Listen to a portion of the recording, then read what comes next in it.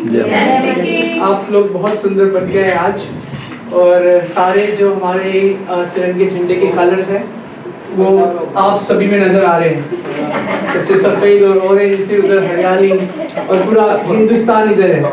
तो प्रभु का धन्यवाद। और जैसे आप लोग गाना गा रहे थे, उसी समय मेरे अंदर भी विचार आ रहा था कि कोई पंजाबी तरीके से यीशु मसीह का वेलकम कर रहा है, कोई मराठी तरीके से, और हम अलग अलग तरीके से वेलकम कर रहे हैं। तो अगर इस बात की कल्पना करके देखें कि मान लीजिए कि आप आ रहे हैं और आपके लिए लोग गाना गा रहे हैं और नाच रहे हैं, आपको कैसा लगेगा? अच्छा लगेगा ना? लेकिन अक्सर जब इंडिया में शादी होती है ना, और जब दूल्हा आता है तो लोग इतने मस्ती में नाचते हैं, दूल्हा उधर से गुजर होता है उसको भी ठोकर लग जाती है। नोटिस करा आपने? वो लोग इतना मस्त है डीजे में कि जब दूल्हा दुल्हन आते हैं डीजे में थोड़ी देर के लिए, तो लोगों को रिक्वेस्ट करो भाई थोड़ा साइड हो जाओ, थोड़ा इनका भी वीडियो बन जाए। तो मैं ये सोचा था कि अगर हम इतनी मस्ती में प्रभु के लिए नाच रहे हैं, तो अगर प्रभु हमारे आसपास है तो उसकी उपस्थिति का एहसास कैसा होगा? क्या हम सिर्फ प्रभु के लिए गाने में नाचने में मगन हैं, या प्रभु के साथ नाचने में मगन हैं? आमीन। आपको जानकर हैरानी होगी कि बाइबल में लिखा है कि परमेश्वर जब आपको देखता है ऊपर से, तो वो आपके लिए गाना गाता है। सिर्फ आप ही प्रभु के लिए गाना नहीं गाते, है ना? तो ये दोनों तरफ से।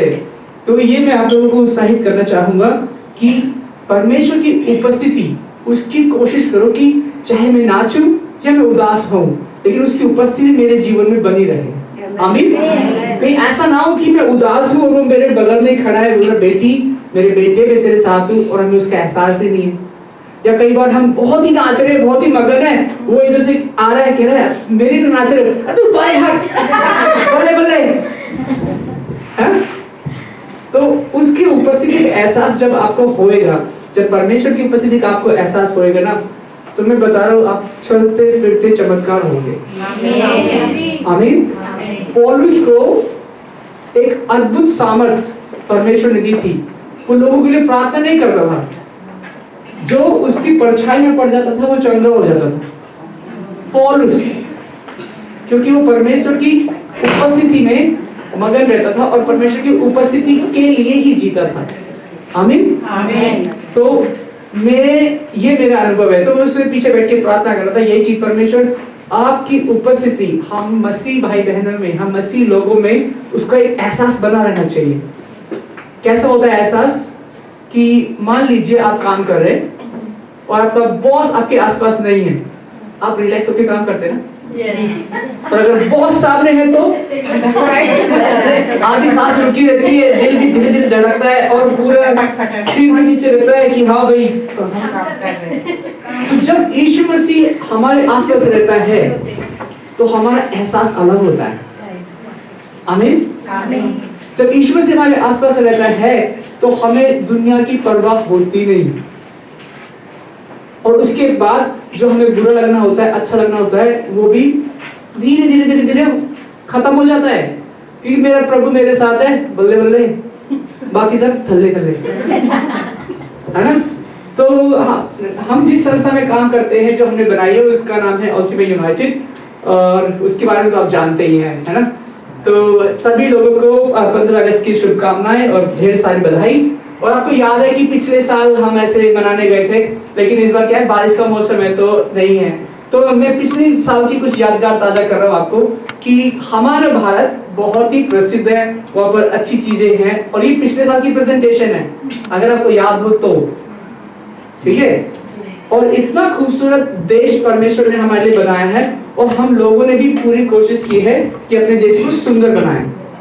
और हमारे देश का इतिहास भी गौरवपूर्ण है, और हमारे देश में आप देखेंगे कि हमारे पास पहाड़ भी है और हरियाली भी, और गांव और शहर। जानते हैं कौन सी जगह ये? जयपुर, राजस्थान राइट?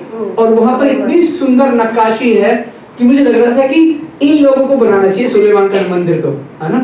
कितना सुंदर है, और एक से एक बड़ी बड़ी कलाकारी आपको भारत में मिलती है।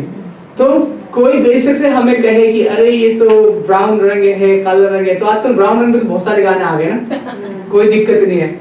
अगर कोई आपको नीचे तरीके से देखे सिर्फ आपके रंग की वजह से, आपकी जबान की वजह से, आपको दिक्कत नहीं होनी चाहिए।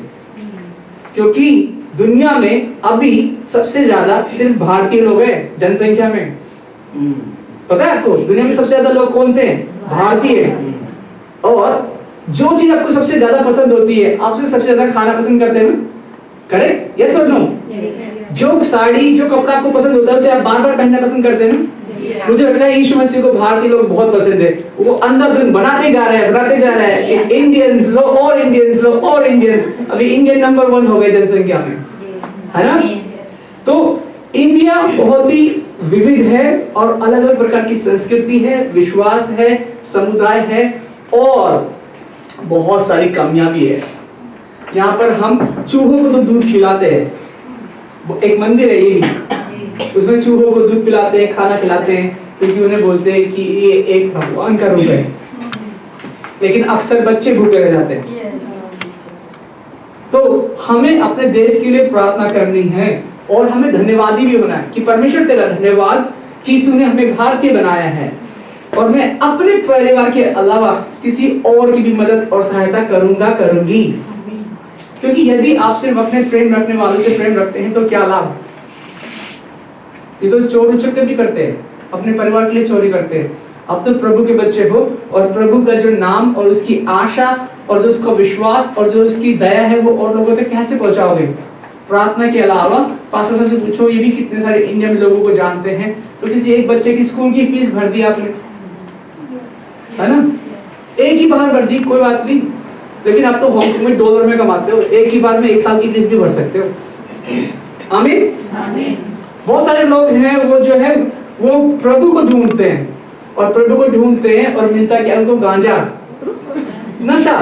यस, तो नशे में ऐसे लीन रहते हैं और बोलते हैं कि हम तो प्रभु में लीन हैं और परिवार भी छोड़ देते हैं। दरअसल में भारत में लोग सबसे अधिक सत्य, प्रभु और धर्म की खोज में हैं और इसीलिए काफी सारे लोग अलग अलग पंथ, अलग अलग मार्गों पे चले गए।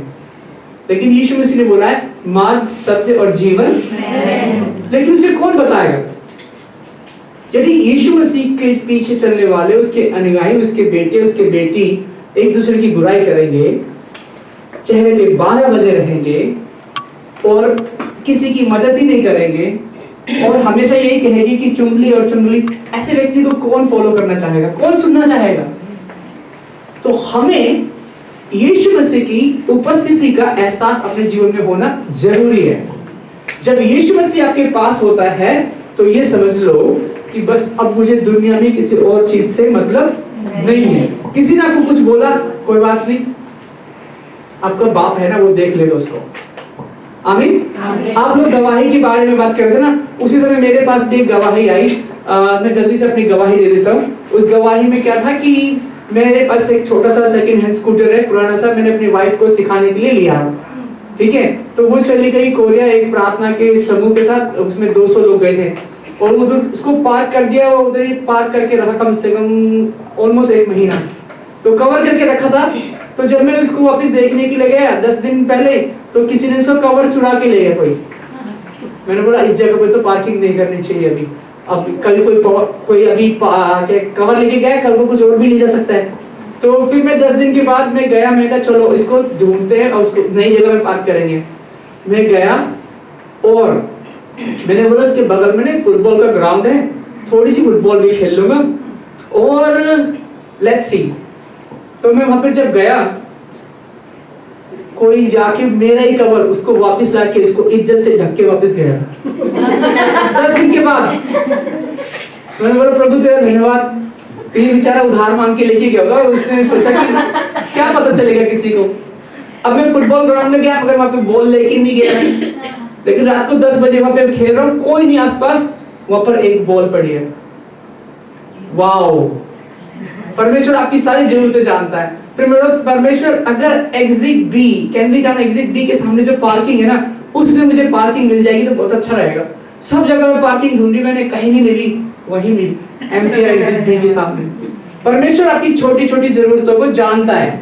आमीन आमीन। इतनी छोटी जरूरत को भी जानता है तो बड़ी को भी निश्चय जानता है।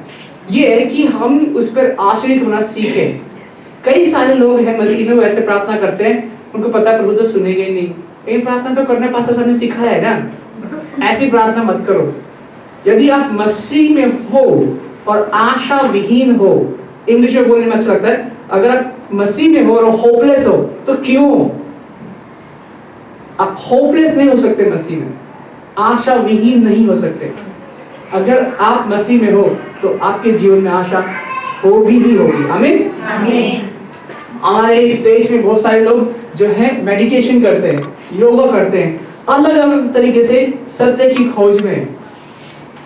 हम जो ज्योति की संतान है, आपकी मम्मी का नाम नहीं बता रहा हूँ, मैं बता रहा हूँ प्रकाश की संतान है। पापा का नाम भी नहीं बता रहा, ज्योति और प्रकाश एक ही चीज है। हम जो परमेश्वर की संतान है, हमें अंधकार में प्रकट होना जरूरी है। आमीन आमीन। ओके, तो अगर हम ही प्रकट नहीं होंगे, हम ही निराशा में रहेंगे, तो फिर कौन रहेगा? बाइबल में लिखा है ये पृथ्वी आशा भरी नजरों से कहलाती है कि परमेश्वर के पुत्र और पुत्री प्रकट हो। और अगर आप ही आटा दाल चावल चीनी बहस चुगली में इसमें रहोगे तो पृथ्वी तो कराती ही रहेगी, है ना? तो हमारे देश को आजादी मिली थी, कब मिली थी याद है किसी को? 1947। कितनी तारीख को? 15 अगस्त को। और हमारे देश का संविधान कब लागू हुआ था? 26 जनवरी। यस, उसको क्या बोलते हैं हिंदी में? गणतंत्र दिवस। गणतंत्र दिवस। गण और तंत्र का मतलब क्या होता है? गण मतलब लोग, तंत्र मतलब सिस्टम, लोगों का अपना सिस्टम। आमीन। सो बड़ी मुश्किल से आजादी मिली थी और 200 साल की गुलामी के बाद, और ये हमारा पहला झंडा था जिसे 1907 में लॉन्च किया था। पिछली बार भी बताया था मैंने आपको। उसके बाद हमारा झंडा चेंज हुआ 1921 में, और उसके बाद थोड़ा सा और चेंज हुआ, और उसके बाद ये 1931 का है। और उसके बाद ब्रिटिश लोगों ने कहा चलो तुम ये रख लो, थोड़ी सी हमारी निशानी रख लो, लेकिन इंडियन लोगों ने कहा नहीं नहीं नहीं नहीं, हमें अपना झंडा चाहिए और ये फाइनल निशानी है हमारी, ठीक है?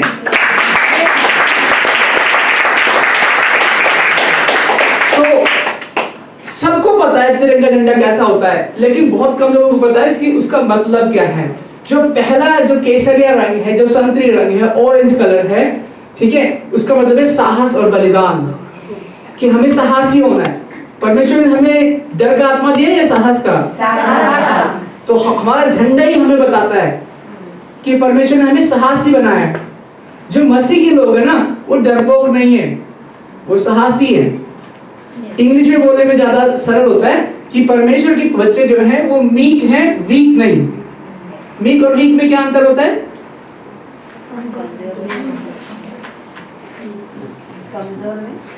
जैसे कि अभी मान लो कि एक 10 साल की बच्ची है और आपसे पंजा लड़ा रही है, कौन जीतेगा, आप या वो बच्ची? 10 साल की बच्ची जीत जाएगी आपसे? आपसे 10 साल की बच्ची पंजा लगाएगी ऐसे, वो जीत जाएगी? आप ही जीतेंगे ना। लेकिन अगर आप उसे जीतने दे तो उसी को मीक बोलते हैं, कि हमें बस ताकत तो है लेकिन हम जानबूझकर हार जाते हैं ताकि सामने वाला जीत सके। लेकिन वो बच्ची क्या है?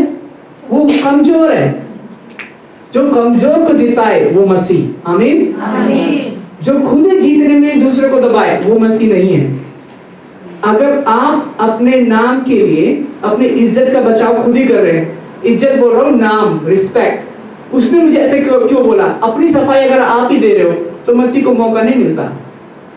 मसीह को मौका दो आपकी सफाई देने के लिए। आमीन। तो परमेश्वर ने आपको कमजोर नहीं बनाया, साहसी बनाया है, ताकि और लोगों को आप जिता सको। ले तू ही जीत जा। आमीन आमीन। तो पहला जो हमारा कलर है वो है साहस और बलिदान, और दूसरा शांति और सत्य। यीशु मसीह ने क्या बोला? सत्य कौन है? यीशु मसीह ही सत्य है। हमारा झंडा ही हमारा प्रचार है। किसी को बोलो ये जो झंडा है ना, ये पूरे का पूरा मैं बाइबल में दिखाते हैं। यीशु मसीह ने क्या बोला? सत्य कौन है?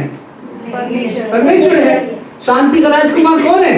यीशु मसीह। तो झंडा दिखा दो, अपना यीशु मसीह का नाम हो गया। आमीन। आमीन। उसके बाद कहता है हरा रंग क्या है? विकास और हरियाली, मतलब किसानी या उर्वरता। उर्वरता बहुत अधिक हिंदी हो गई, मतलब हमारा देश कृषि का देश है, खेती का देश है। और सारी सृष्टि की रचना किसने की? उत्पत्ति 1 अध्याय में परमेश्वर ने। और मनुष्य को किसने बनाया? परमेश्वर ने। कि उसकी देखभाल करे। करेक्ट? तो तीनों का तीनों। और बीच में जो चक्र है इसमें कितनी लाइन है? 24। तो परमेश्वर का वचन क्या है? तुम्हारे जगत के अंत तक, तुम्हारे जीवन के अंत तक मैं तुम्हें कभी ना छोड़ूंगा, कभी न त्यागूंगा। राइट? तो ये झंडा इतना अच्छा है कि शांति का, सत्य का, साहस का और उन्नति का प्रतीक है, निरंतर प्रभु के साथ। आमीन। ऑलराइट, तो अभी आप इसका मतलब सीख चुके हैं और ये तो पता ही होगा आपको। अभी लेकिन देखते हैं हमारे देश की जो वर्तमान स्थिति है वो कैसी है। इनको तो जानते होंगे आप।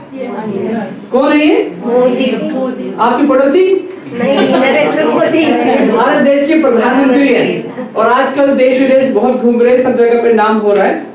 तो परमेश्वर का धन्यवाद। और बाइबल भी कहती है कि हमें अपने प्रधानों के लिए, अपने अगुओं के लिए प्रार्थना करनी चाहिए, क्योंकि वो भी इंसान है, उनसे भी गलती हो सकती है ना। आप तो परफेक्ट है कोई परफेक्ट इधर? हम में से कोई भी सिद्ध नहीं है, परफेक्ट नहीं है, किसी से भी गलती हो सकती है। तो इसीलिए हमें उनके लिए प्रार्थना करनी है ताकि परमेश्वर उनको सुबुद्धि दे, सुमार्ग पर लाए और अच्छे फैसले लेने में मदद सहायता करे।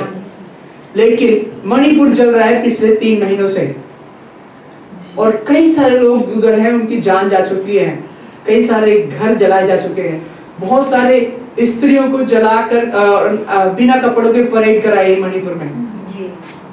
और ऐसा तो जानवर भी नहीं करते। जानवर तभी हमला करता है जब या तो उसे अपना बचाव करना होता है या उसे भूख लगती है। लेकिन यहाँ पर लोग समुदाय के लिए लड़ाई कर रहे हैं और सरकार चुप है। तो हमें जो है प्रार्थना करनी है। अगर आप यही कहते हैं अरे हमारा परिवार तो ठीक है, प्रभु का धन्यवाद, तो आग आपके घर से ज्यादा दूर नहीं है। और प्रार्थना में, धर्मी जन की प्रार्थना में ये असर है कि वो स्वर्ग के भी जो है नियम बदल सकती है।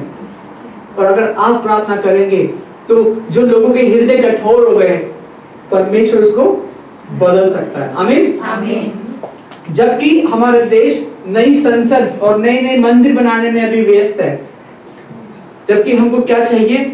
और अधिक स्कूल, शिक्षा, अस्पताल। तो यदि परमेश्वर ही उनको बुद्धि ना दे, यदि परमेश्वर ही हमको बुद्धि ना दे, तो हम तो फिर मूर्ख जैसे ही काम करेंगे। अभी हमारे नॉर्थ इंडिया में बहुत सारे गोरक्षक हो गए, देखा होगा अगर आपने न्यूज़। ठीक है, वो बहुत सारे गोरक्षक हैं और जब कोरोना हुआ था तो उनका ये मानना था कि अगर वो गाय के गोबर से नहाएंगे तो कोरोना से बच जाएंगे। ये सच्ची न्यूज़ है, बीबीसी पे। ठीक है, और वो ऐसे नहाए भी। अच्छा आइडिया है, आप ट्राई करना चाहेंगे? जब लोगों की बुद्धि हर ली जाती है ना तो वो कुछ भी करते हैं। विनाश से पहले घमंड, विनाश से पहले बुद्धि चली जाती है। और इसका एक ही उपाय है, हम प्रार्थना ही कर सकते हैं। इनको समझाया नहीं जा सकता। अगर आप सोचो कि इनको आप समझा सकते हो तो दीवार में सिर मारने से दीवार पे कुछ नहीं जाएगा। करेक्ट? तो अगर आपको लगता है कि आप बहुत ही बुद्धिमान है, बहुत ही ज्ञानी है और इनको समझा सकते हैं, तो आप मूर्ख है। ये नहीं, नीति वचन में लिखा हुआ है कि यदि कोई मूर्ख के साथ वाद विवाद करे तो तीसरा व्यक्ति जान ही नहीं पाएगा कि मूर्ख कौन है। तो आपको प्रार्थना करनी है अपने देश के लिए, अपने लोगों के लिए, क्योंकि ये लोग इतना सब कुछ करे लेकिन फिर भी क्या कोरोना से बचे? इतनी सारे लोग मरे कोरोना से। हमें अपने देश के लिए प्रार्थना करनी है। और ये जो है पिछले साल 22 में दिल्ली में बहुत सारे घर जला दिए गए, मुसलमानों के घर जला दिए गए। तो अगर हम प्रार्थना नहीं करेंगे तो कौन करेगा? तो जब भी पास्टर साहब कहते हैं चाहे उपवास की प्रार्थना, ये उसमें अपने भारत देश को और लोगों को याद रखना है। हमें एक ज्योति, एक लैंप की तरह है रोशनी देनी है। आमीन। और हमारी प्रार्थना में बहुत ही ज्यादा असर है। और ये एक कबीर का दोहा है, कहते हाड़ जले ज्यों लाकड़ी, केस जले ज्यों घासा, तेरी सोने जैसी काया जले, कोई ना आया पासा। ये कबीर का दोहा है। आज आप बहुत मेकअप करते हैं, बहुत अच्छे से कपड़े पहनते हैं, और आजकल लोग तो उपवास इसलिए करते हैं फिटनेस के लिए, प्रभु के लिए नहीं, थोड़ा फिगर उगर मेंटेन करने के लिए। ये नहीं खाते, वो नहीं खाते, ये वो वगैरह वगैरह। लेकिन जब हमारा शरीर छूटता है, कैसे जलता है? मतलब लकड़ी और घास हो और कोई आसपास नहीं आता। इसीलिए बाइबल में क्या लिखा है? लिखा है कि शरीर पर मन लगाना तो मृत्यु है, परंतु आत्मा पर मन लगाना तो जीवन और शांति है। आपको जीवन और शांति चाहिए? यस। अब ये सवाल अपने आप से करो, आपका आपका मन जो है शरीर पर लगा है कि आत्मा पर? कोई आपकी आत्मा को बोल सकता है बुरा भला? कोई आपको मोटा पतला ठीकना सुंदर बदसूरत बोल सकता है, आत्मा को बोल सकता है? नहीं। और यदि आप परमेश्वर की आत्मा में मन लगाते हैं तो आपको बुरा लग सकता है? नहीं। अभी मेरी एक दोस्त रहती है 300 में, वो टीचर है, तो उनके घर में बदबू आ रही थी। 3 दिन के बाद उन्होंने जाके बोला सिक्योरिटी गार्ड को कि भाई हमारे घर में बहुत बदबू आ रही है, पड़ोसी ने पता नहीं क्या बनाया है रख के, आप चेक करोगे? उसने चेक करा, सब कुछ करा, कुछ पता नहीं लगा। उसने बोला पड़ोसी कहीं गायब हुआ है, तो जब वो आएगा फिर देखते हैं। 10 दिन बीत गए और बदबू और बढ़ती गई। वो लगभग 50 से 60 के बीच में एज का जो पड़ोसी था उधर रहता था। फाइनली 10 दिन के बाद उन्होंने क्या करा, फायर ब्रिगेड को फोन करा। फायर ब्रिगेड के लोग आए और उन्होंने दरवाजा तोड़ा और अंदर गए। जो व्यक्ति उसमें रहता था ना, वो उधर ही हार्ट अटैक से मर गया था, और उसके शरीर का खून सूख चुका था, शरीर गल चुका था और पानी की तरह इधर उधर बह रहा था, जैसे मवाद बहती है ऐसे। और वो जो मेरे दोस्त थे, उनके मम्मी पापा, वो अपना घर छोड़ के होटल में रहने के लिए चले गए क्योंकि बदबू इतनी तेज। तो आप सोचो कि जिस काया पे, जिस शरीर पर हम इतना मन लगा रहे हैं कि आपके पड़ोसी भी घर छोड़ के चले जाएंगे। यदि आपको कोई बुरा भला कह रहा है तो अगर आपने उसमें मन लगाया, प्रभु में मन लगा पाएंगे आप? मसीह के लोग ऐसे होने चाहिए जैसे नॉन स्टिक कुकर। कोई उनको बुरा भला बोले उसमें चिपकेगा ही नहीं। नॉन स्टिक कुकर पता है ना, फ्राइंग पैन, उसमें कुछ चिपकेगा ही नहीं। वो ऐसी एक गवाह होनी चाहिए आपके पास कि परमेश्वर का नाम मेरे साथ है, कोई भी बुरी विषय वस्तु मेरे साथ टिक ही नहीं सकती। आमीन। क्योंकि मैं शारीरिक वस्तु में मन नहीं लगाती। बहुत सारे ऐसे लोग हैं, वो इसी विषय में प्रार्थना करते हैं, मेरे बेटे की शादी हो जाए, मेरा घर मिल जाए, ये हो जाए, वो हो जाए। प्रभु से कुछ लेने देने नहीं है उनको। वो शारीरिक वस्तु पे मन लगाते हैं, शारीरिक वस्तु पे मन लगाते हैं, इसलिए दुखी रहते हैं, वो और प्रार्थना करते, वो और दुखी रहते हैं। जो प्रभु में मन लगाता है उसके पास पहली बात तो जीवन है और दूसरी बात क्या है? शांति है। आमीन। ये सवाल का उत्तर आप मुझे मत देना, ये अपने आप को सोचिए, क्या आपके जीवन में शांति है? और यदि नहीं है तो आज आप जान सकते हैं कि आपका मन कहाँ लगा है। और यदि आपका मन शरीर पर लगा हुआ है, कोई बात नहीं, आप अकेले नहीं हैं। बहुत सारे ऐसे लोग हैं जिनका मन शरीर पर लगा है। तो आज हम सच्ची आजादी के बारे में, सच्ची स्वतंत्रता के बारे में जानेंगे। तैयार? तो सिर्फ भारत की स्वतंत्रता मत मनाइए, अपनी भी स्वतंत्रता मनाइए। यदि आप अपने मन में स्वतंत्र हो जाते हैं, अपने जीवन में स्वतंत्र हो जाते हैं, तब आप एक सच्चे मसीह कहलाते हैं। आमीन। ओके, मैं बताता हूँ कि इसी थर्सडे को मैं बोर्ड पार्टी पे गया था। मेरा दोस्त है, तो उसके ऑफिस की ये पार्टी थी, तो उसकी वाइफ नहीं जा सकती थी, तो उसने मुझे बोला तू चलेगा मेरे साथ? ये मेरा दोस्त है। तो मैंने बोला ठीक है, मैं भी चलता हूँ। मैं गया उसी बोर्ड पार्टी में। अब देखो होता क्या है, हम शरीर पर मन लगाते कैसे? हमारी हिंदी में एक कहावत है, देखा देखी पाप, देखा देखी पुण्य। जो हम देखते हैं वो हम करते हैं, अपना दिमाग लगाते नहीं। मैं इस पार्टी में गया, वहां पर ये सब लोग पानी में उतरे और मुझे तैरने नहीं आता। मैं सब कुछ लगा के सेफ्टी जैकेट पहन के मैं भी गया और उधर डूबने लग गया। फिर उन्होंने मुझे बचाया। ठीक है, कई बार तो हम सिर्फ इसी विषय पे मरते हैं दूसरों को दिखाने के लिए।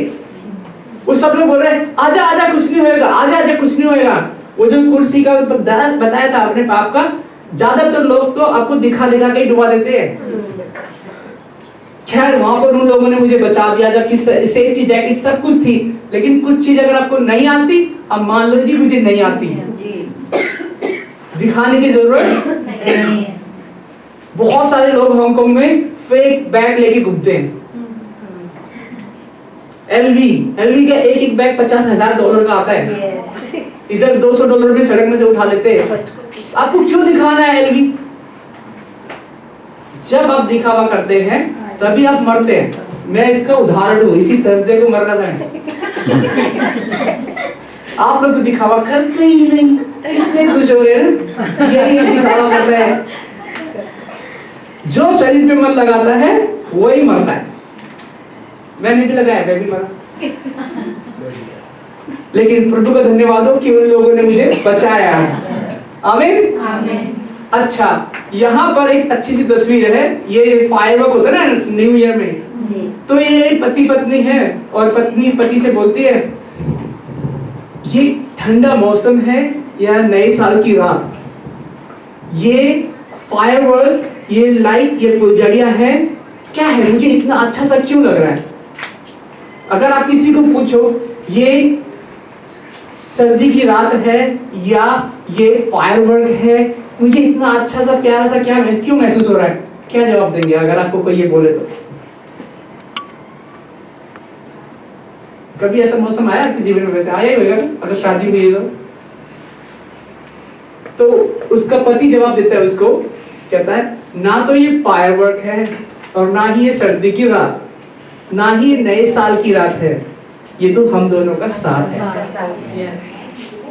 जब आप किसी प्यार करने वाले व्यक्ति के साथ होते हैं ना, सब कुछ अच्छा लगता है आपको, हाँ या ना? यस। और जब किसी ऐसे व्यक्ति के साथ होते हैं जो जिसको आप बिल्कुल पसंद नहीं करते हैं, आप 5 स्टार होटल में बफे खाने भी जाएंगे ना, करेक्ट? ऐसे बहुत सारे लोग स्वर्ग में होंगे जिनसे आप नफरत करते हैं, क्योंकि प्रभु उनको क्षमा करके स्वर्ग में बुला लेगा। और ऐसे बहुत सारे लोग नरक में होंगे जिनसे आप प्रेम करते हैं, क्योंकि वो आपके सामने तो भोले बनते हैं लेकिन उनके मन में क्या क्या है आप नहीं जानते। जो शरीर पर मन लगाता है वही मरता है। ओके, अब थोड़े सवाल जवाब पूछ लेते हैं और इसमें आपको हाथ खड़ा नहीं करना है। मैं आपके पास सीधा बोल सकता हूं कि आप मुझे इसका उत्तर देंगे, ठीक है? क्योंकि हाथ खड़ा करने में तो लोग हिचकिचाते हैं ना। ऑलराइट, जब आप प्रेम या प्यार शब्द के विषय में सोचते हैं तो आपके दिमाग में क्या आता है? जैसे मैंने बोला प्रेम या प्यार, तो क्या है आपके दिमाग में? माँ बाप के कितना प्यार करते हैं। कितनी भूली है, सिर्फ माँ बाप पे क्या है? चलो ठीक है, गुड, मम्मी पापा याद आते हैं, ठीक है, गुड। दूसरा सवाल, आप में से कितनों ने प्रेम या प्यार का अनुभव किया है?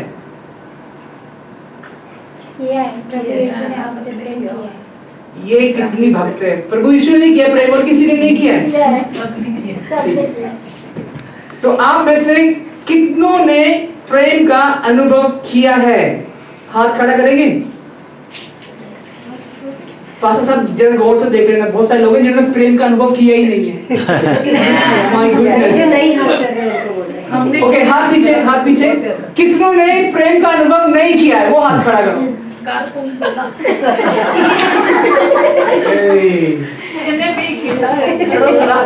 तो मतलब कि आप सबने प्रेम का अनुभव किया है, करेक्ट? हाँ है ना? ओके, अब दूसरा, इसके बाद अगला सवाल यह है कि प्रेम का विपरीत या उल्टा क्या होता है? नफरत। करेक्ट। तो आप लोग तो बहुत ही ज्ञानी हैं। प्रेम का उल्टा क्या होता है? नफरत। अब ये सवाल है, क्या कभी आपसे किसी ने नफरत की है? Yes. या आपका किसी ने तिरस्कार किया है? Yes. क्या किसी ने आपका अपमान किया है? Yes. कैसा महसूस होता है? हाँ?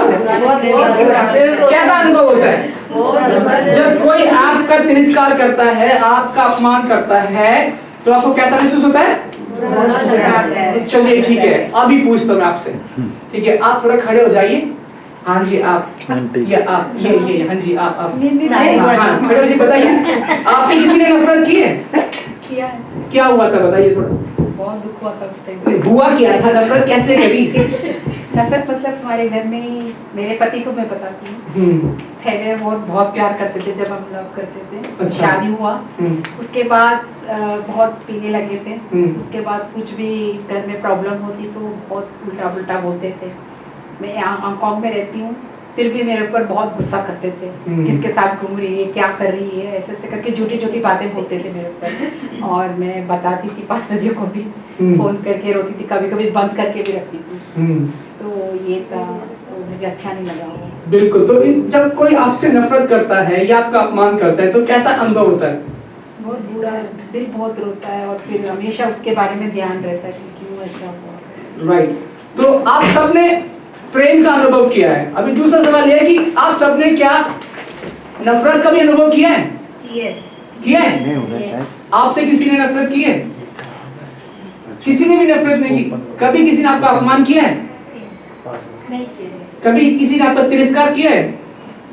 आप तो बहुत ही लकी हैं। अच्छा, जब आपका कोई अपमान करता है तो आपको अभी बहुत ही दुख होता है, करेक्ट? अभी अगला सवाल, क्या कभी आपने किसी से नफरत की है? क्या कभी आपने किसी का तिरस्कार किया है? क्या कभी आपने किसी का अपमान किया है? अभी सवाल ये है, जब आप किसी से नफरत करते हैं तो कैसा अनुभव होता है? कोई आपसे नफरत करता है तो आपको दुख होता है। जब आप किसी से नफरत करते हैं तो क्या होता है? आप किसी को नफरत करते हो तो दुख होता है। आपको कैसा महसूस होता है? हाँ, ये एक ईमानदार व्यक्ति है। जब हम किसी से नफरत करते हैं तो बहुत खुशी मिलती है, आनंद मिलता है। हाँ, तो कभी आपने किसी से नफरत की है? आपने किससे कर ली नफरत? अभी पॉइंट पकड़ा अभी। बताओ बताओ। हाँ जी, अपनी भाभी से नफरत कर लिया तुमने? ये मसीह के बच्चे देखो, सच्चे बोल रहे हैं।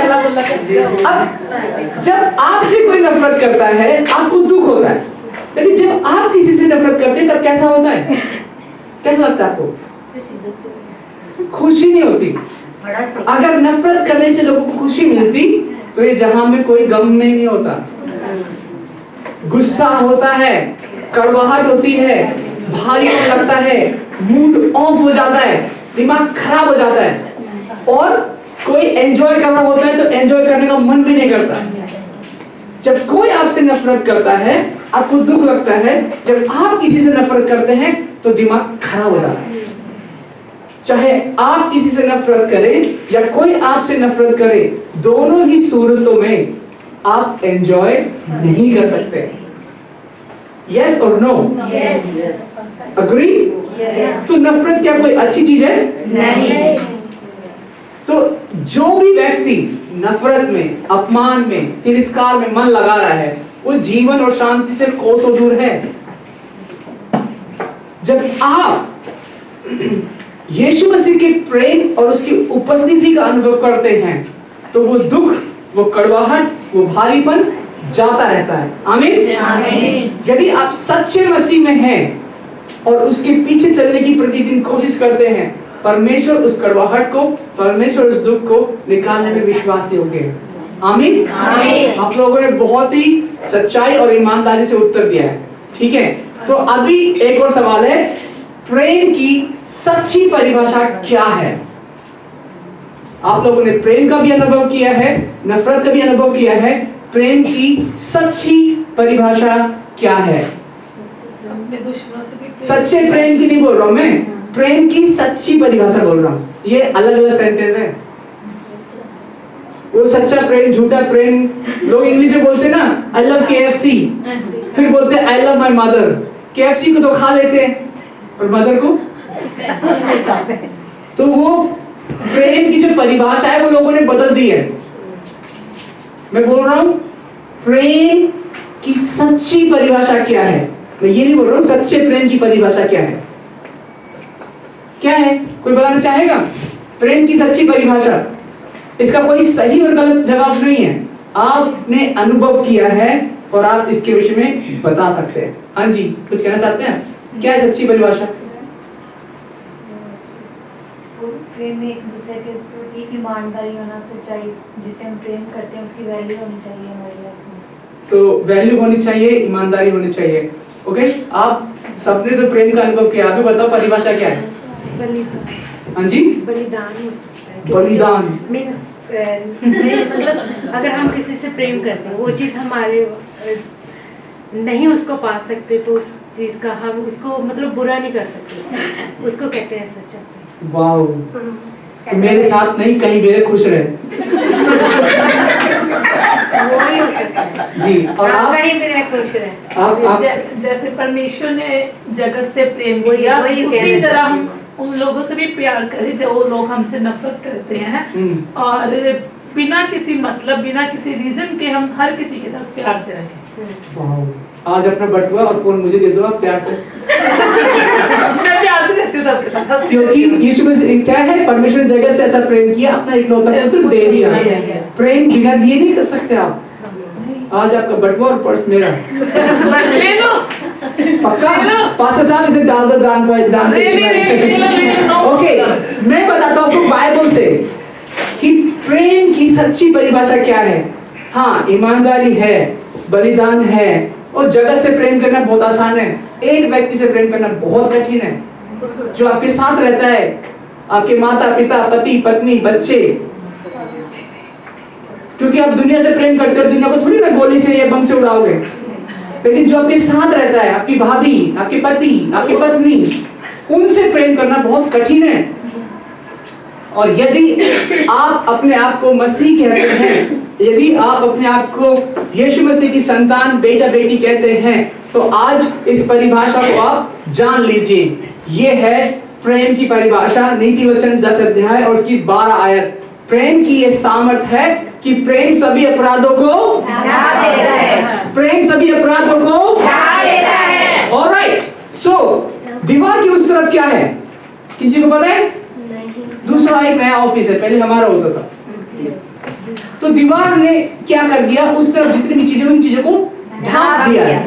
करेक्ट? जी। जो मसीह में है, जो प्रेम में है, वो पापों की, बुराइयों की, कमियों की चर्चा करता ही नहीं। और यदि अब भी आप बुराई की, पाप की, दुख की चर्चा करने में लगे, आप प्रेम नहीं कर सकते। क्योंकि प्रेम की परिभाषा ही क्षमा है, प्रेम की परिभाषा ही कमियों को छुपाना है। ये मेरे दोस्त का एक बेटा है, और इसकी मम्मी ने इसको निभाया, और उसके बाद वो बेटी को निभाने के लिए गई। जब ये लौट कर आई, ये पार्क में मट्टी में खेल के कहा मम्मी। तो क्या इसकी माँ इसको घर वापस लेके गई? हाँ या ना? लेके गई होगी। लेके गई, करेक्ट? क्योंकि वो इससे एग्जैक्टली क्या इसने अच्छा काम किया? नहीं, ये प्रेम की सामर्थ है। प्रेम आपको ये सामर्थ देता है कि सामने वाला बुराई भी करे तो भी आप उसको, उसके अपराधों को। तो आज अपने मनों में कुछ सेकंड के लिए विचार कीजिए कि यदि किसी भी व्यक्ति, आपके पति पत्नी, भाई बहन, पड़ोसी, चाची भाभी, व्हाटएवर, अगर आपको उनसे प्रेम करने में कठिनाई हो रही है, उसकी वजह सिर्फ एक ही है, आप सिर्फ उनकी बुराई के विषय में सोच रहे हैं। यदि उसको ढांप देंगे, उनसे प्रेम करना सहज हो जाएगा और आपको आजादी मिल जाएगी। और यदि आप उसे प्रेम नहीं कर पाएंगे, उसके अपराधों को ढांप नहीं पाएंगे, तो कितनी भी आजादी का फेस्टिवल मना लो आप तो गुलाम ही रहोगे। किसके? नफरत के, कड़वाहट के, भारीपन के, दुख के। क्योंकि नीति वचन, परमेश्वर का वचन सत्य है। वो कहता है प्रेम सभी अपराधों को, कितने अपराधों को? सभी अपराधों और कितने अपराधों को? सभी अपराधों को। नहीं, ये तो नहीं माफ कर सकता, इसमें कोई गुंजाइश नहीं है। उसने जो किया वो उसके साथ उसका लेखा, परंतु मैं परमेश्वर का बेटा बेटी हूँ, मैं उसके अपराधों को ढांप देती हूँ। आमीन। आमीन। ओके, ये एक फोटो है 4000 साल पुरानी, जब वो जो है चाइना में एक्सकेवेशन कर रहे थे, खुदाई कर रहे थे, उसमें मिली ये फोटो। तो उसमें एक माँ थी और उस माँ का उस अपने एक बच्चे को, जब भूकंप आया, सब कुछ आया, तो अपने बच्चे को बचाते हुए ही वो भूकंप में दब कर मर गई, और ये उसका घर और उसका अवशेष मिला 4000 साल पुराना। सच्चा प्रेम हमें माँ के द्वारा देखने को मिलता है। मगर वो बहुत छोटा सा एक उदाहरण है उस बड़े प्रेम का जो परमेश्वर की ओर से हमें मिल सकता है। आमीन। तो ये 4000 साल पहले ऐसे होता था, आपको लगता है आजकल भी ऐसे होता है? यस, 2008 में भूकंप आया था, तो ये एक और माँ है और वो अपने बच्चे को बचाने के लिए ऐसे आई और सारा घर टूट के उस पे गिर पड़ा। 4000 साल पहले भी ऐसे होता था, आजकल भी ऐसे होता है। परमेश्वर ने माँ को एक प्रेम करने वाला हृदय दिया है। तो जितने लोग माँ हैं यहाँ पर अपने लिए ताली बजा सकते हैं। परमेश्वर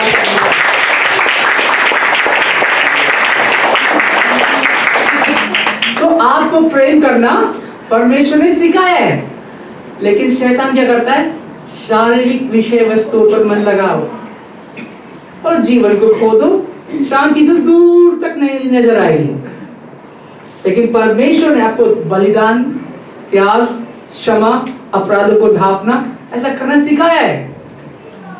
आमीन। आमीन। सोचो, जब बच्चे गीला पीला करते हैं तो माँ उसे साफ कर देती है, लेकिन जब बुजुर्ग, वही माँ बूढ़ी हो जाती है तो माँ, बच्चे क्या करते हैं? उनको वृद्धाश्रम में छोड़ाते हैं, क्योंकि माँ बाप के पास वैसा प्रेम है मगर वो उनके पास नहीं है। परमेश्वर ने हमको प्रेम से बनाया है और प्रेम करने के लिए ही बनाया है। लेकिन आजकल जो है मौसम बहुत ही बदलते जा रहा है। यहाँ पर हॉस्पिटल में, हांगकांग में एक 12 साल का बेटा था, माँ उसको छोड़ के चली गई ऐसे हॉस्पिटल में, बीमार थे हांगकांग में। ये न्यूज़ है पिछले हफ्ते की। इतना ही काफी नहीं है, इंडिया में कोलकाता में, आप कोलकाता से हैं इधर कोई? हाँ, कोलकाता में, इधर वेस्ट बंगाल में एक माँ बाप ने वेस्ट बंगाल में क्या करा? अपने बेटे को बेच दिया, 8 महीने के बेटे को, आईफोन के लिए, ये मैंने सुना। आईफोन 14 खरीदने के लिए। यस। जब भी कोई व्यक्ति शरीर पर मन लगाता है वो जीवन को खो देता है। उनको क्या लगता है? अरे बच्चा ही तो है, अगले साल फिर कर लेंगे। पर ये वाला मॉडल फोन का लेना तो जरूरी है, अगले साल तो आईफोन 15 आता ही नहीं है ना। सोचो क्या घोर दुनिया आ गई। परमेश्वर ने मनुष्य को प्रेम से बनाया, प्रेम करने के लिए बनाया है, लेकिन मनुष्य भौतिकवाद में, मैटेरियलिज्म में इतना गुम हो गए कि फोन के लिए अपना बच्चा बेच रहे हैं। इतना ही नहीं है, अभी पिछले समय में समसोईपो में एक माँ ने अपने 3 बच्चों को मार दिया, सुना होगा आपने। तो जब इस दुनिया में इतना ज्यादा अंधकार हो रहा है, तो परमेश्वर ने जो हमको अपने संतान के रूप में बनाया है, कहीं ना कहीं हमारी छवि खराब होती जा रही है। और हम भी इससे कोई अछूते नहीं हैं। हम चर्च में आते हैं, लेकिन नफरत, कड़वाहट, भारीपन हमारे जीवन में है। तो किस बात की आजादी मनाते हैं? यदि आप अपने आप को प्रभु को समर्पित नहीं कर रहे हैं, परमेश्वर की उपस्थिति आपके जीवन में नहीं है, कैसी आजादी है? जब भी कोई व्यक्ति आपसे मिले, आपके पास उसे जीवन दिखना चाहिए, आपके पास उसमें शांति दिखनी चाहिए। और वो पूछे ऐसा क्या है आप में? जब मैं उस बोर्ड पार्टी में गया तो वहां पर वो सब लोग क्या करते, कॉकटेल, कुछ बियर सियर कुछ पी रहे थे। तो मैं तो पीता नहीं, मेरे साथ जो लड़का है, जो मेरा दोस्त है, उसको वो देने लगे पीने के लिए, कहता है no no no, Jesus is watching, I don't want to drink. मैं बोला तो मसीह में नहीं आता है। मगर वो किसके साथ है? मेरे साथ है। तो लोग जब आपके जीवन में शांति देखते हैं, आप जैसा बनना चाहते हैं। आमीन। लेकिन अगर आपके जीवन में शांति नहीं है तो कौन बनना चाहेगा आपके जैसे? तो आपके जीवन में परमेश्वर की शांति होना अनिवार्य है। अभी तक मैंने आपको माओ के केस दिखाए, लेकिन आदमी भी कुछ कम नहीं है। डायमंड हिल में ना देखा आपने कैसे एक आदमी ने 2 लड़कियों को मार दिया। चाहे स्त्री हो चाहे पुरुष, अंधकार के समय में सबकी बुद्धि भ्रष्ट हो चुकी है, सब शरीर पे बन लगा रहे हैं। तो हम जबकि मसीह की संतान हैं, हमें एक चीज, जब यीशु मसीह के चेले यीशु मसीह के पास आए, बोले कि प्रभु कैसे लोग जानेंगे कि हम आपके शिष्य हैं? यीशु मसीह ने बोला एक ही पहचान है। कहते चेले बोलते कि टोपी लगाए हम भी? नहीं नहीं नहीं, ये मैं अपनी तरफ से ऐड कर रहा हूँ। क्या हम दाढ़ी बढ़ा ले? नहीं नहीं नहीं नहीं। पगड़ी पहन ले? नहीं नहीं नहीं। लंबे कपड़े पहने? नहीं नहीं नहीं। ब्राउन या संतरी कपड़े पहने? नहीं नहीं नहीं। यीशु मसीह ने क्या करें ताकि लोग जाने कि हम तेरे शिष्य हैं? यीशु मसीह ने बोला तुम्हारा आपसी प्रेम देखकर लोग पहचान लेंगे कि तुम मेरे शिष्य हो। यदि आप में प्रेम है तो अगली बार या अगले साल जब आप मनाएंगे स्वतंत्रता दिवस, तो मुझे लगता है 1000 लोगों का ऑडिटोरियम बुक करना पड़ेगा। जहां प्रेम है वहां लोग आना चाहेंगे, क्योंकि जगत में तो अंधकार ही है। बहुत सारे लोग कलीसिया में क्या होता है, पॉलिटिक्स होता है। कोई भी व्यक्ति कलीसिया छोड़ता है इसलिए नहीं कि उसको यीशु मसीह पसंद नहीं है, मगर उस कलीसिया में कोई व्यक्ति है वो उसको पसंद नहीं है। जबकि यीशु मसीह ने क्या बोला है कि तुम्हारा आपसी प्रेम देखकर लोग जान लेंगे कि तुम मेरे शिष्य हो। तो यदि आप में से कोई किसी को नफरत करता है या किसी को चोट पहुंची है, तो यीशु मसीह के प्रेम से उनके अपराधों को ढांप दो। क्यों ढांप दे? क्योंकि यीशु मसीह ने भी ऐसा ही किया। जब उसको क्रूस पर चढ़ाया गया तो यीशु मसीह ने क्या प्रार्थना की उन लोगों के लिए जो उसको चोट और तकलीफ और उसकी जान लेते थे? क्या हम पढ़ सकते हैं हिंदी में लूका 23:34 में? हे पिता इन्हें क्षमा कर, ये नहीं जानते ये क्या करते हैं। क्योंकि जो अंधकार में है वो नहीं जानता वो क्या करता है। लेकिन यदि आप अपने आप को ज्योति की संतान कहते हैं तो क्या आप क्षमा कर रहे हैं? यदि आप ज्योति की संतान हैं तो आप नफरत करने में एनर्जी वेस्ट मत करें। आमीन। आमीन। क्यों? क्योंकि परमेश्वर का वचन कहता है परमेश्वर अपने पवित्र धाम में अनाथों का पिता, विधवाओं का न्यायी और परमेश्वर अनाथों का घर बसाता है और बंदियों को छुड़ाकर संपन्न करता है। यदि किसी ने आपके प्रति कुछ भी किया है, दृष्टता की है, परमेश्वर आपके घर को संपन्न करेगा। आमीन। क्योंकि वो न्याय है, क्योंकि वो अन्याय करने वाला परमेश्वर नहीं। क्योंकि परमेश्वर ने हमें कैसी आत्मा दी है? पढ़ सकते हैं आप? क्योंकि परमेश्वर ने हमें भय की नहीं, सामर्थ और संयम की आत्मा दी है। आमीन। यदि परमेश्वर की आत्मा, परमेश्वर की उपस्थिति आपके साथ है, आपके अंदर एक कॉन्फिडेंस है। जैसे कि वो सिस्टर आई इधर गाना गाने के लिए, अगर वो इंडियन आइडल में जाएगी ना तो उसको सिक्योरिटी गार्ड ही बाहर निकाल देगा।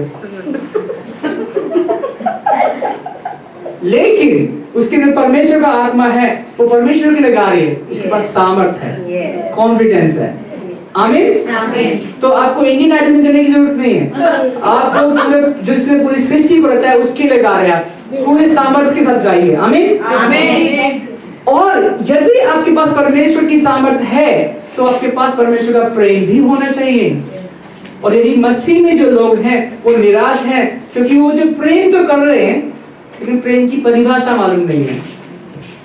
प्रेम की परिभाषा जो है बुराइयों को ढांपने में है। और यदि किसी की लिखा हुआ कि प्रेम बुराई का लेखा लिखता ही नहीं। अगर सबसे ज्यादा मुश्किल कोई किसी का रिश्ता होता है वो पति पत्नी का होता है। वो साथ रहते हैं, एक दूसरे की सारी कमियों को जानते हैं, फिर भी एक दूसरे से प्रेम करते हैं। और जब पार्टी में जाते हैं तो लगता है कितना प्रेम है, फिर घर आते हैं फिर जाता है। आपको तो पता ही होगा, थोड़ा बहुत अपने मम्मी पापा को भी देखा ही होगा आपने। तो प्रेम अपराधों को ढांपता है। और वो क्यों? क्योंकि जो प्रेम नहीं रखता वो परमेश्वर को नहीं जानता, क्योंकि परमेश्वर प्रेम है। और यदि आप अपनी एनर्जी नफरत में वेस्ट कर रहे हैं, और अगर आपको किसी ने कुछ कहा है, आपके दिमाग में, दिल में कड़वाहट है, भारीपन है, गुस्सा है, दुख है, तकलीफ है, तो आप परमेश्वर को जानते ही नहीं है। क्योंकि परमेश्वर का प्रेम तो 1 लीटर पानी की तरह है ना, वो समंदर से भी विशाल है। वो आपके उस दुख और तकलीफ को ऐसे धो सकता है कि मानो कभी था ही नहीं। आमीन। आमीन। कुछ लोगों को लगता है कि जब पिछले साल तो परमेश्वर ने मेरे दिल हल्का किया था, लेकिन अब नहीं करेगा। नहीं, जिस परमेश्वर ने सागर को बनाया है, उस परमेश्वर ने पूरी सृष्टि को बनाया है, वो आपके दुख तकलीफ को समझता है, क्योंकि लोगों ने उसको भी क्रूस पर चढ़ाया। और वो आपको प्रेम की, सामर्थ की, संयम की आत्मा देता है, क्योंकि वो स्वयं प्रेम परमेश्वर नहीं है, परमेश्वर प्रेम है। परमेश्वर प्रेम है। अंतर समझते हैं आप? जो परमेश्वर में है वो प्रेम करना जानता है, वो क्षमा करना जानता है। और जो परमेश्वर में नहीं है, वो तो बस इसने मुझे ये कहा, इसने मुझे वो कहा, शारीरिक विषय पे मन लगाते हैं, और जो शरीर पे मन लगाता है वो खत्म। तो चलिए हम पढ़ते हैं, क्योंकि ये लिखा हुआ है 1 कुरिन्थियों 13 अध्याय उसके 2 और 13 में, आप पूरा पढ़ सकते हैं। यदि मैं भविष्यवाणी कर सकूं और सब भेदों का, सब प्रकार के ज्ञान को समझूं, और मुझे यहाँ तक पूरा विश्वास हो कि मैं पहाड़ों को हटा दूं, परंतु प्रेम न रखूं तो मैं कुछ भी नहीं। और अब विश्वास, आशा, प्रेम, ये तीनों स्थायी हैं, पर इनमें सबसे बड़ा प्रेम है। आप समझ रहे हैं? बहुत सारे लोग ऐसे बोलते हैं, अरे हम तो बाइबल स्टडी जाते हैं, 3 times a week in Zoom lesson में जाते हैं, मैं तो चर्च में 15 साल से जा रही हूँ। प्रेम है आपके अंदर? लिखा हुआ है मैं कुछ भी नहीं। आजकल लोगों ने नया शब्द निकाल लिया है, सेल्फ केयर, सेल्फ रिस्पेक्ट। उसने मुझे ऐसे बोला इसलिए मैं जाता ही नहीं। वो सेल्फ केयर, सेल्फ रिस्पेक्ट नहीं है, वो सेल्फिशनेस है कि आपने अपने आप को अपने सोच से भी बड़ा बना दिया, कि आप ऐसे हो गए छुई हुई कि आपके बारे में कुछ बोल ही नहीं सकता। और प्रभु के लिए तो जगह ही नहीं आपके पास, क्योंकि आपका सारा मन किधर है? मगन अपने अंदर ही। जब आप सेल्फी लेते हैं, आपको पता नहीं कितने कैसे दिखते हैं आप। अब सेल्फी ले रहे, कितना ले रहे, फोन भी मेमोरी भी फुल है। वही तो परमेश्वर से प्रेम है। जो शरीर पर मन लगाता है वो मरता है। जब सेल्फी लो आप, तो उसके साथ अगर आप एक और वर्ड ऐड कर सको, परमेश्वर क्या मस्त चीज बनाई तुमने। इफिसियों 2:10 में लिखा हुआ है कि परमेश्वर मैं तेरे हाथ की रचना हूं, मैं अद्भुत हूं, और परमेश्वर तूने मुझे भले काम करने के लिए बनाया है। लेकिन जो भी कोई सिर्फ शरीर पे मन लगाता है, वो जीवन नहीं पाता। चलिए पढ़ते हैं, क्या है इस वचन में? आइए हम सब लोग इसे साथ मिलकर पढ़ेंगे। यदि कोई कहे मैं परमेश्वर से प्रेम रखता हूँ और अपने भाई से वैर रखे, तो वह झूठा है, क्योंकि जो अपने भाई से जिसे उसने देखा है प्रेम नहीं रखता, तो वह परमेश्वर से भी जिसे उसने नहीं देखा प्रेम नहीं रख सकता। हर धर्म के लोग परमेश्वर से प्रेम रखते हैं, हर धर्म के लोग। मुश्किल क्या है? आपस में प्रेम रखना। और बाइबल कहती है कि जो कहता है मैं परमेश्वर से प्रेम रखता हूं और जिसे वो देखता है उससे प्रेम नहीं रखता, तो वो झूठा है। आप झूठे मसीह मत बनिए। आपका प्रेम एक दूसरे के प्रति ऐसा होना चाहिए कि बहन तेरे पास ये साड़ी अच्छी लग रही है, लेकिन सैंडल मेरे पास इससे मैचिंग की है, मैं तुझे दे दूंगी। मेरे पास ऐसे बुंदे हैं, तुझे मैच करेगी, तुझे दे दूंगी। या फिर ऐसे म्यूजिक कॉपी कर रही है। तो जिसको आप देखते हैं, यदि उससे प्रेम नहीं रह सकते, तो परमेश्वर से प्रेम तो आप कर ही नहीं सकते। आप झूठे, आप झूठे मसीह में हैं। क्योंकि वचन कहता है परमेश्वर का ना गहराई ना कोई और सृष्टि हमें परमेश्वर के प्रेम से जो हमारे मसीह यीशु में प्रकट है अलग कर सकेगी। परमेश्वर के प्रेम से आपको कोई अलग नहीं कर सकता। लेकिन जब आप उसके प्रेम में रहना चाहे तो उसका प्रेम सागर की तरह विशाल है और उसका प्रेम हम सभी के लिए है। और परमेश्वर प्रभु यीशु मसीह ने कहा कि तू अपने परमेश्वर अपने प्रभु से अपने सारे मन, अपने सारे प्राण और अपनी सारी बुद्धि के साथ तो हमको लगता है हम परमेश्वर से प्रेम तो रखते हैं लेकिन बुद्धि का इस्तेमाल नहीं करना हमको। कोई यीशु मसीह के बारे में बुरा बोल दे, आपको कैसा लगता है? क्यों लगता है? उसने यीशु मसीह के बारे में बुरा बोला ना। यीशु मसीह ने क्या बोला? यदि कोई तुम्हें मेरी वजह से बैर रखे तो ये जानो कि उन्होंने मुझसे पहले बैर रखा। तुम्हें बुरा क्यों लग रहा है? अंधकार में कौन है, वो या तुम? और जब आपको बुरा लगा, ऐसे व्यक्ति से आप प्रेम कर सकते हैं? तो समझ में आ रहा है कि लोग विश्वास क्यों नहीं करते आपकी बातों। उन्होंने कुछ बुरा भला कहा, आपको बुरा भला लगा, तो तुम नरक में जाएंगे। जबकि परमेश्वर का वचन कहता है कि हमें परमेश्वर से सारी बुद्धि से प्रेम रखना है। और परमेश्वर से प्रेम रखना क्या है कि जिसको आप देख सकते हैं उसके अपराधों को ढांप सकें। और यदि उसी के अपराधों को आप उजागर कर रहे हैं, बार बार उसी का कर रहे हैं, ये तो ऐसे ही है, वो तो वैसा है, ऐसी जगह में तो जरूर लोग आएंगे नहीं। एग्जैक्टली। तो अगली बार जब भी आपके दिमाग में किसी का विचार आए तो आपको सिंपल क्वेश्चन करना है अपने आप से कि मैं परमेश्वर का बेटा बेटी हूं, आज मेरे पास चुनाव है कि इसके अपराधों को मैं आज यहीं ढांप दूं या ये कड़वाहट लेकर अपने जीवन में चलूं। क्योंकि लिखा हुआ है हम जानते हैं जो लोग परमेश्वर से प्रेम रखते हैं उनके लिए सब बातें मिलकर भलाई के उत्पन्न करती है, अर्थात उन्हीं के लिए जो उसकी इच्छा के अनुसार बुलाए हुए हैं। बहुत सारे लोग हैं वो अपनी इच्छा के लिए आते हैं, मेरे बेटे की शादी हो जाए, मेरा घर बन जाए, और वो बनता भी है क्योंकि परमेश्वर तो दयालु है, लेकिन उनके जीवन में निराशा ज्यादा दिखती है। तो यदि आप परमेश्वर की इच्छा पर जब चलते हैं ना, कितनी बातें मिलकर आपके लिए भलाई उत्पन्न करती है? सभी बातें मिलकर, कितनी बातें? सब बातें। तो आज मैं आप लोगों को चैलेंज करना चाहूंगा, चुनौती देना चाहूंगा। यदि आपके जीवन में किसी ने नफरत या अपमान या तिरस्कार की बातें कही हैं, इसको ऐसे झाड़ देने, क्योंकि परमेश्वर का प्रेम आपके लिए भलाई को उत्पन्न करेगा। आमीन। आमीन। क्योंकि आप किसकी इच्छा से बुलाए गए हैं? और यदि आप किसी से नफरत करते हैं या आप में कड़वाहट है तो आज उन अपराधों को भी आप ढांप देगा। आज के बाद मुझे वो चीज खत्म, याद ही नहीं है, चाहे वो बुराई किसी दोस्त ने, पड़ोसी ने, या साथ में व्यक्ति ने, या मालिक ने, या पति ने, या पत्नी ने, या रिश्तेदार ने कही हो, मुझे आज ढांप दो। आमीन। आमीन। तो हम खड़े हो जाएंगे और प्रार्थना करेंगे कि परमेश्वर आज आपका प्रेम और आपकी आजादी हमारे जीवन में आने पाए।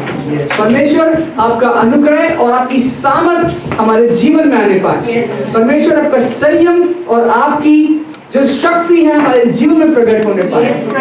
जबकि इस जगत में लोग भटक गए हैं, अंधकार में हैं, हमें परमेश्वर अपने प्रेम के लिए प्रेम से बनाया, होने की हमें आप सामर्थ्य दे कि हम प्रेम करने वाले बनने पाए, हम अपराधों को ढांपने वाले बनने पाए, हम लोगों को क्षमा करने वाले बनने पाए। और परमेश्वर जितने भी व्यक्ति ने किसी ने भी कुछ भला बुरा कहा है, अपमानजनक बातें कही है, तिरस्कार किया है, आपके बेटे बेटियों के इस जीवन को परमेश्वर उसे आज हम नकारते हैं।